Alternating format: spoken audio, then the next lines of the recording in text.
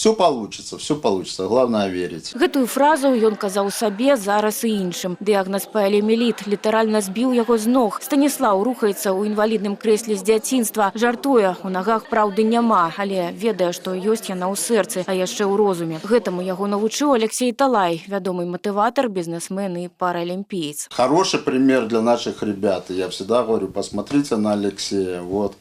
Чего он добился? У него ни рук, ни ног нету, а голова работает. Это самое главное. Станіслаў зараз таксама дапамагае і матывуе такіх жа людзей, як і ён сам. Навучыўся вадзіць машыну, у раённым цэнтры сацабслугоўвання кіруе камп'ютарным гуртком. В 2008 году мне звонят с социального центра. Говорят, приедьте к нам в гости, посмотрите наш центр.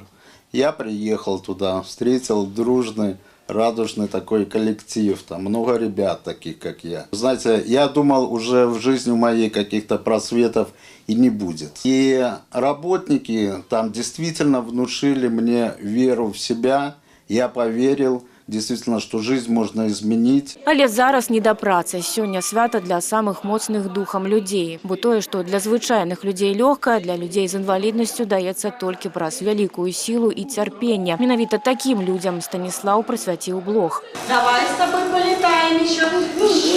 5гадовы Дзіма хадзіць таксама не можа. Вось вучыцца лётаць. Яшчэ нядаўна хлопчык і сядзець нават не мог. У цяжкім стане яго забралі ў нядбайных бацькоў. Зараз ён у надзейных руках і добрым месцем. Гэта гомельскі сацыяльны пансіянат «Шчаслівыя усмешкі». Самая маладая і унікальная установа ў Беларусі для дзяцей з асаблівасцямі псіхафізічнага развіцця. Жыве тут каля 150 чалавек. Это дети, которые воспитываются в семье и приходят к нам на дневное обучение. Мы сейчас находимся в одном из классов, присутствуем на уроке сенсомоторного обучения. Мы видим сейчас уникальный аппарат тренажер Гросса, на котором дети, которые самостоятельно не передвигаются, обучаются ходьбе, вертикализируются. Безусловно, это очень длительная реабилитация, это годы работы с этими детьми. Гомельскія рэабілітолагі выкарыстоўваюць сусветныя практыкі і ультрасучасныя распрацоўкі.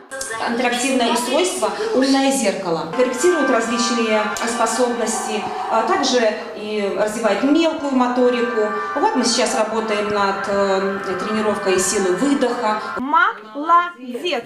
Самое основное, о чем мы всегда думаем, это стать для семьи, которая воспитывает ребенка с инвалидностью, теми помощниками, чтобы эта семья себя чувствовала обычной семьей, чтобы она к нам приводила детей, мама и папа трудоустраивались, а мы уже занимаемся их ребенком. Все услуги, которые мы оказываем, это абсолютно бесплатная услуга.